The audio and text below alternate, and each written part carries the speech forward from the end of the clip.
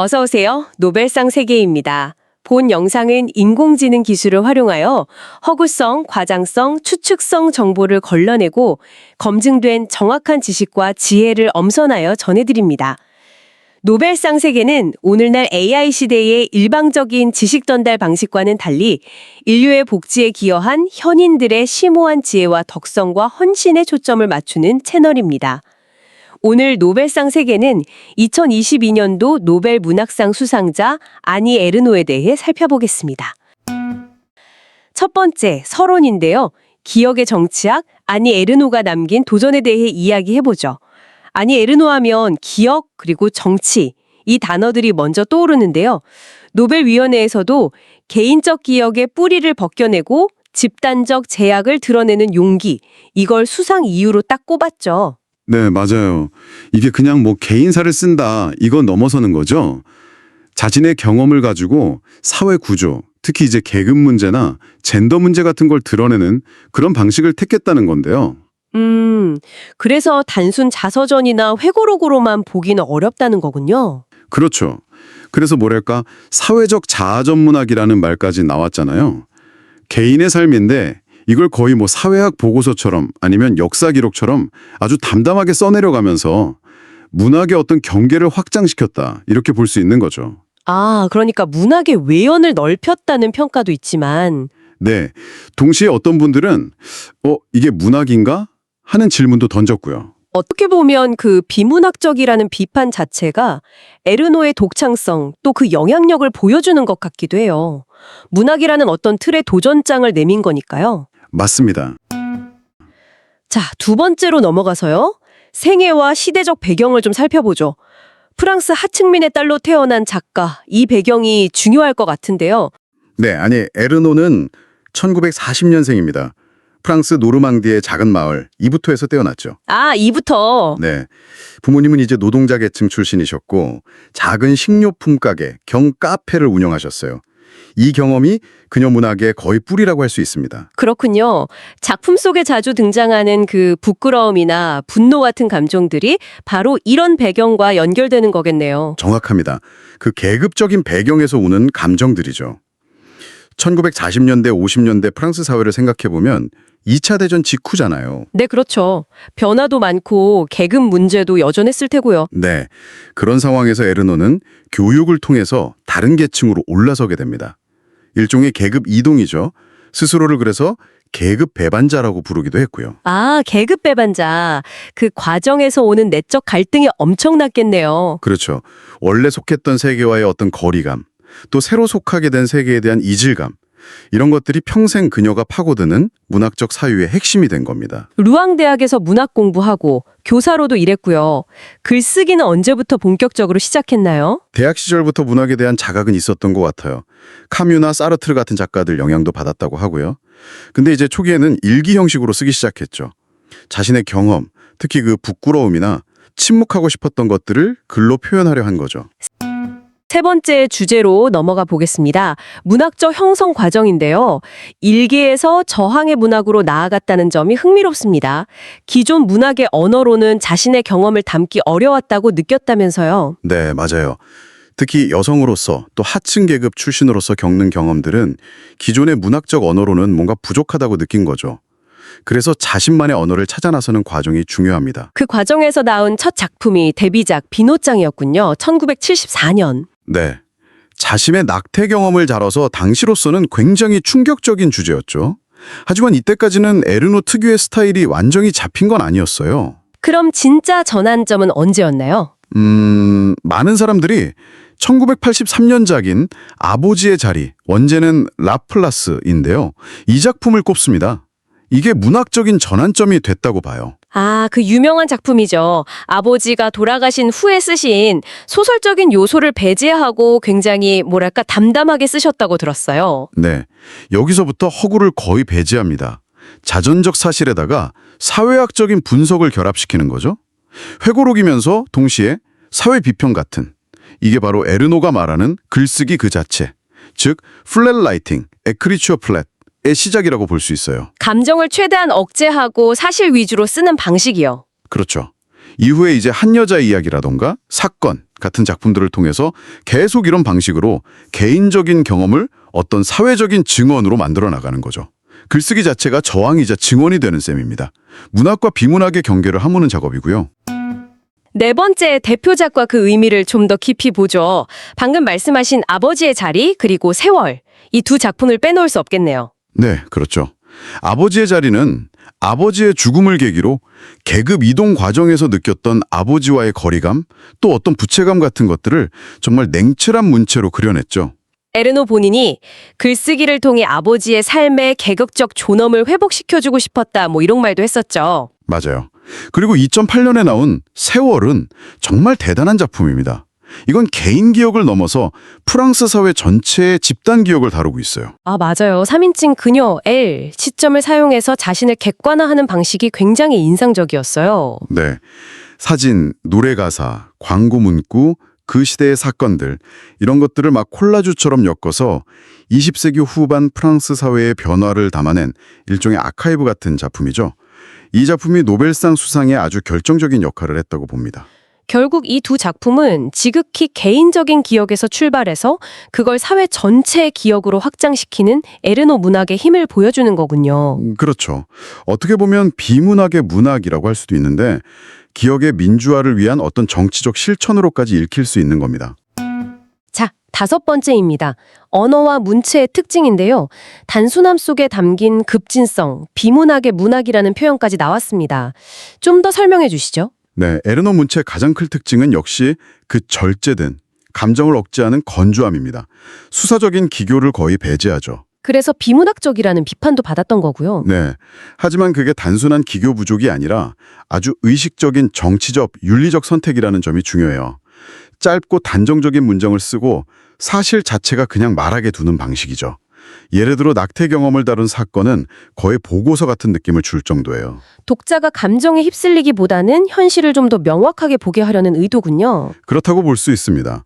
또 일상적인 언어, 심지어 구어체를 그대로 가져다 쓰는 것도 특징인데요. 아, 그런 면이 있군요. 네, 이건 문학을 어떤 특별한 언어가 아니라 우리 모두의 언어로 만들려는 시도, 즉 문학의 민주화와도 연결되고 계급적인 함의도 담고 있죠. 세월에서 자신을 3인칭 그녀로 지칭하거나 1인칭을 쓰더라도 자신을 분석 대상으로 삼는 그런 객관화 기법도 독특하고요. 맞습니다.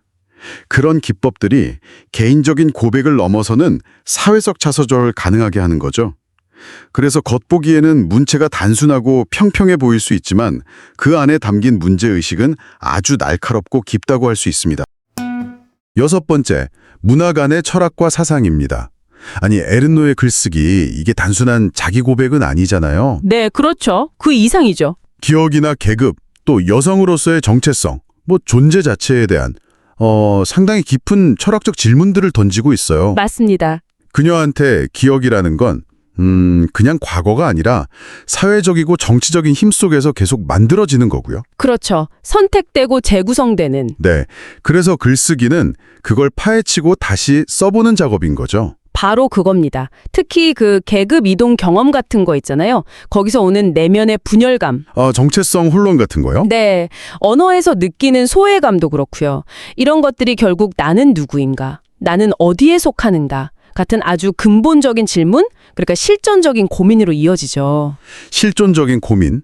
그리고 사건에서 다룬 낙태 경험만 봐도 여성의 몸이나 시간이 어떻게 보면 국가나 사회 시스템 안에서 통제되는지 이걸 아주 날카롭게 보여줘요. 어떻게 보면 세상을 여성의 관점에서 이해하려는 그런 시각이죠. 네, 여성주의적 인식론이라고 할 수 있겠네요. 그렇죠. 결국 에르노의 문학은 존재에 대한 그 치열한 탐구를 언어로 담아내는 과정이다. 이렇게 볼 수 있겠습니다.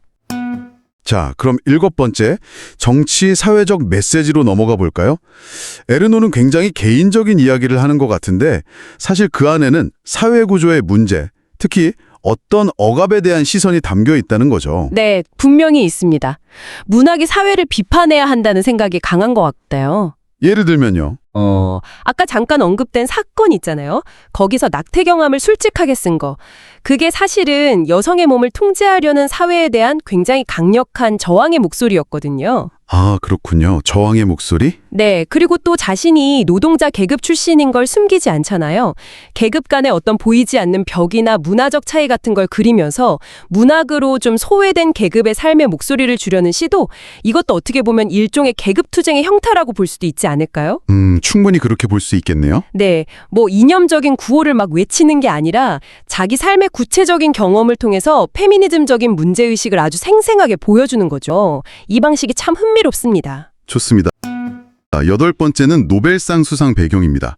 노벨위원회가 개인적 기억의 뿌리를 벗기고 그것을 집단적 제약 속에서 드러내는 용기를 높이 샀다고 발표했었죠. 네, 그 문구가 참 인상적이었어요. 근데 왜 아니에르네였을까요? 정말 많은 작가들이 있었을 텐데요. 그게요, 여러 이유가 있겠지만 제 생각엔 노벨 문학상이 점점 변화하고 있다는 걸 보여주는 것 같아요.